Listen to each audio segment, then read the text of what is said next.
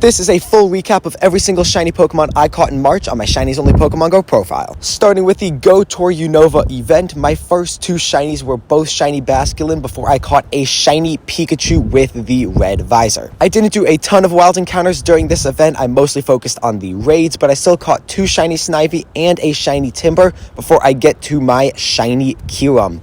The very first shiny Kyurem I caught was 2009 combat power, had 14, 11, 14 IVs, so very strong. And the second shiny Kyurem I got was weather boosted and had the special background, but unfortunately the IVs were not quite as good on this one.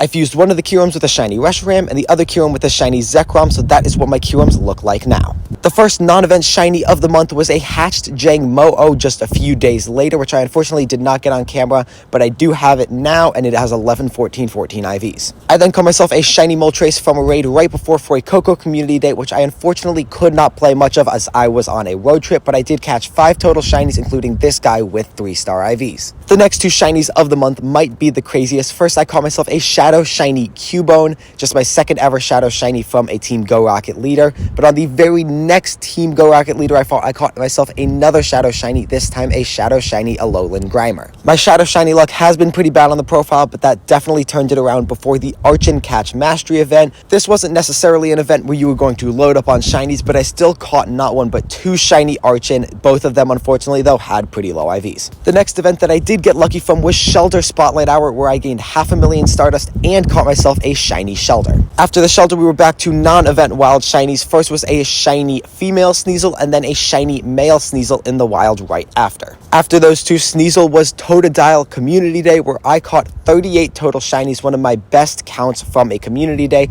and I caught this guy 15, 13, 11 IVs, which was very, very strong. The day after the community day was then a Mega Absol Raid Day, where I caught two shiny Absol. Both of them had very good IVs as well. I had already had 7 shiny Absol on the profile, all with terrible IVs, so getting these two with good IVs was super awesome. I then had some pretty good luck from the Bug Out event. My first shiny from the event was a shiny Nincada, an absolutely awesome shiny, and unfortunately it can't evolve directly into Shedinja, although I would like it to. I then had one of the craziest individual encounters of the month. I had a shiny Heatran from the Go Battle League. It's about a 1 in 20 chance to encounter a legendary in the Go Battle League, and then another 1 in 20 chance for it to be shiny, so an absolutely insane encounter, but of course the IVs had to be terrible. I then picked up another wild shiny Sneasel, this time the Hisuian version, which I think has an awesome shiny, before my final wild shiny of the month was a shiny Nimble. I love gold shinies, and this guy had awesome IVs as well. So that right there was every single shiny I caught in the month of March. Let me know how many shinies you caught this month. Make sure to like and subscribe, and I will see you in the next one.